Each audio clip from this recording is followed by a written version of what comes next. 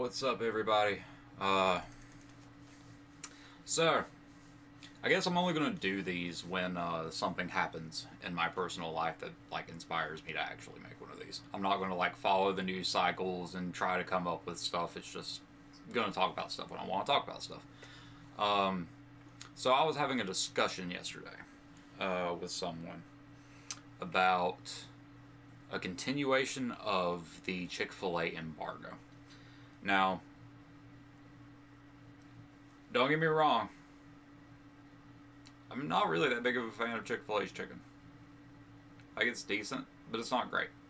There's far better chicken. It is the Lord's chicken. I'll give y'all that. But there's better chicken out there as far as for me. But as far as continuing this this boycott of Chick-fil-A, it doesn't make any sense to me because in 2012. The tax returns came out in 2014, but the tax returns for 2012 showed that they were only of the list of companies that we wanted Chick-fil-A to defund. And full discretion, I used to be a Chick-fil-A employee, and I worked with two other LGBT people just on my shift. The only organization left on the list of people that we wanted defunded, and the list was accumulated from various places, but was the Fellowship of Christian Athletes, which I don't have a problem with. There's nothing wrong to me with the fact that all of these people have consensually agreed to a common culture and are doing their common culture thing while prohibiting 12-year-olds from having sex in the locker room. I have no problem with that. Whatever. Because as far as I can tell, that's the only actual anti-gay policy that FOCA has. I understand they're Christian, they'd be like, oh, abomination, homosexuality, blah, blah, blah. Yeah. But what do they actually do that is anti-gay? What policies are anti-gay? And that's the only one I can think of. They just don't let 12-year-old boys have sex in the locker room. As far as I can tell, they don't actually discriminate against people for being gay. They just don't want you to talk about it or do the thing while you're there when you're supposed to be playing basketball or something like that. Yeah. The FOCA was the only company left on that list that they were still funding.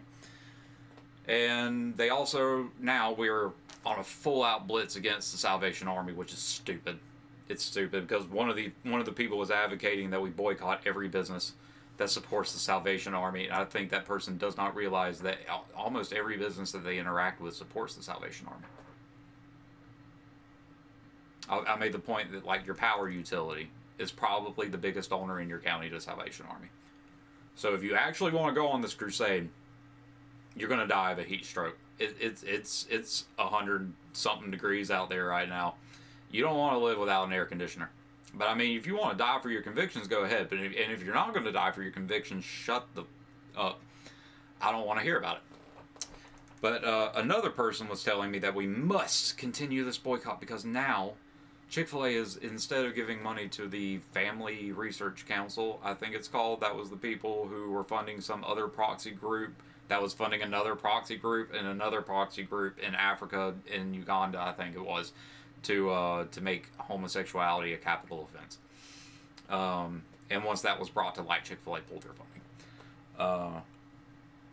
But now they're supporting I think it's the American Christian Charitable Foundation, and this person was telling me, oh well, this organization is funding all these terrible things that are happening right now, and I'm like, okay, well, it's possible. It's very much possible because the Research Council exists still. Was it the Heritage or something like that? But there's this new one, and I was like, okay, well, it's possible. So do you have any evidence that they're doing it? And they were like, no. They're just doing it. And I was like, okay, well, I'm going to give you the benefit of the doubt on this. I'm going to look this up myself. And nothing. I found some articles about it, but none of them put up any evidence. One of them had a link to the quote 50 some thousand companies that they fund, and it went to a donation page. And another article that I read on it said that the money's all dark, so there's no proof that they're doing anything bad. They're just doing it. And that's insane. That's absolutely insane. That there's literally no evidence. And everyone who believes this, they have no standard for a burden of proof. None. Because there's no proof. None. No proof whatsoever. Like, there's a journalist at Daily Beast, I think, who wrote the first article about it. Never put any evidence up. Just said that it happened, and all of these people believed it. But that's actually not the point of this video. This person I was talking to about this, who refused to provide any evidence for the claims that they were making, is a trans person. And they are going through a difficult situation in Louisiana because the DMV does not accept birth certificates that are gender neutral. Now, average American's going to hear me say that and hear the common, like, social context. Like, I mean, obviously, this is happening, that's happening, this is happening. When I'm saying that, I'm saying it because, like, in the context that there are, like, several things wrong with that entire idea. That entire idea. The idea of a gender-neutral birth certificate. Why is that a thing? Now, if you don't know my background, it's not like I've hidden this. I have not hidden this at all. I came flying out of the closet in 2011. It's just that I don't base my entire personality around, like, these things, and I don't understand people who do. Like, if your greatest achievement in life is feeling like you don't fit in your body or sleeping with someone with a similar body to yours, that's your greatest achievement in life. Your entire personality is built around your ambition for that. I think you need to get a life. I think you do. But this person took it so far that they spent hundreds of dollars to have a gender neutral birth certificate. And that's nonsense. Gender is a socio-cultural category. And I know there's already going to be people who are like, oh no, because this is largely a place for conservative people. If you're watching this, you're probably conservative or you're libertarian. And you've heard that phrase so many times that it just triggers the shit out of you. And I get it. I get it. But it is. Man and woman are socio-cultural categories. And if y'all want to be mad about that, be mad at yourselves. Because my entire life growing up, if I did anything that was even slightly considered effeminate, you know what people said it was? It was me acting like a girl. So y'all established this as a socio-cultural category.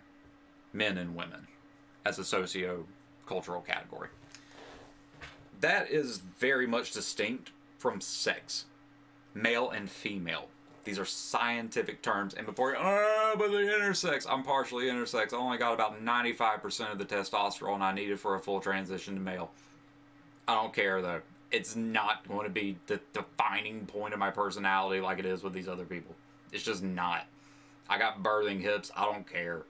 Whatever. I'm sexy. But I did get a nice luscious beard though. I very much appreciate that. But yeah, male and female are actual scientific terms, and like 99% of people fall inside of them. Like you're not gonna find very many people who are like beyond where I am in my chromosomal cluster. You know what? But they do exist, and those are people who I don't have a problem with you being like, I'm intersex. Like, yeah, I mean, you have these, but you also got these, and I mean, obviously, yeah, you can use that as your personality. I mean, that's an incredibly rare thing. But 99% of humans fall into male and female. These are just basic scientific terms for whether it's just a scientific term for your chromosomal set. That's it. That's it. But we turned it into something completely different. We've conflated your birth sex, which is an immutable characteristic. You cannot change it. If I was born 95-ish, a little bit more percent male, with a little bit of female in there. But I'm male. I'm male. I'm male. And there's no sense arguing that. And that's as someone who actually is a little bit messed up. 99% of people aren't. Like, I'm arguing from that category that people are trying to make arguments for. I don't want that special treatment. I don't care. I don't care. But this person has bought into this insane idea, which is not their fault. It's not their fault, because this is what our culture and our society has put forward to them. Because there aren't rational people making these arguments anymore. It's all centralized planning. It's all agency and media. Fourth estate. There's a reason they call it the fourth estate of government. It's there to serve whatever's going on up there, to achieve ends down here. And I almost bought into it. I did. I almost bought into it. Like, I was probably going to be destined for the butcher if I had not made these little moments of clarity along the way. But yeah, I mean, it's wild to me that people are making life harder on themselves, literally just to reject reality. Just to reject reality.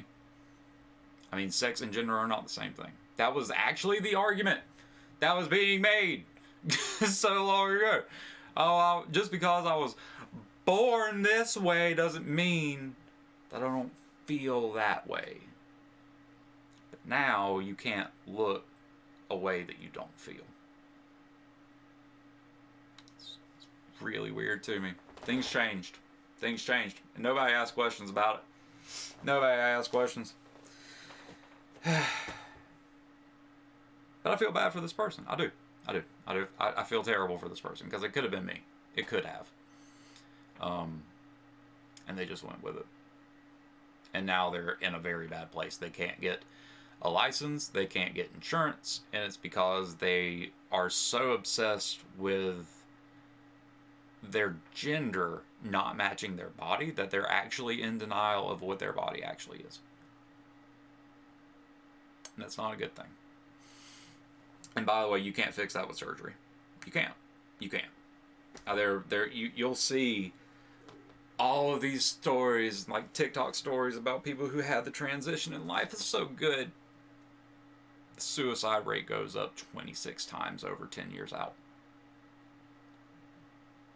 Y'all ever hear about that shit? Has RuPaul ever talked about that? No. These people are victims. They're victims. Absolutely. I know, like it's easy to be like, oh, well, they're both just a bunch of comedy blah blah blahs. Probably not. If it wasn't for this, and everybody admits that it's an incredibly impressive system of psyops that we've been going through for decades now. Like, in this community, we all acknowledge it is a ridiculously impressive psyop. But we're not lenient on this one thing. Just like, yeah, obviously someone can be duped into supporting communism. Why shouldn't I believe that someone can be duped into thinking that they're a woman? Anyway, I'm probably going to get kicked off of YouTube for this video. But yeah, I just want to say a little bit about this because I don't think I've ever made a video about this, and I've never. I mean, like I said, it's not like I've hidden that this is who I am. I'm very much gender fluid. I never feel like a man in our cultural context or a woman in our cultural context. I feel like both frequently, but just more turned down versions of the cultural context, which might just make me a normal person. Who knows? But yeah, I definitely don't feel like a male. Not in the boomers context of, just a raving narcissist who will do anything and step on anyone to get what they want. Not the Gen X version, which I'm not entirely sure what Gen X considers a man. And I'm definitely not. I don't identify with my generation of men. I don't identify with modern men at all because they're weak. They're just weak in general. It's really sad. But yeah, I don't do that. I don't feel male or like a man or a woman. I am male, like 96%, and I'm attracted to other males. Not very many my age. But none of it defines me as a person or is a personality marker that I will ever revolve the rest of my personality around. In the exact same way that my personality does not revolve around the fact that I'm also attracted to women. And I think that dudes who revolve their entire personality around that are garbage too. So, yeah, I'm going to get kicked off of YouTube for this. Y'all have a fantastic week. I love you. We'll see if I get to see you later. Stay vigilant.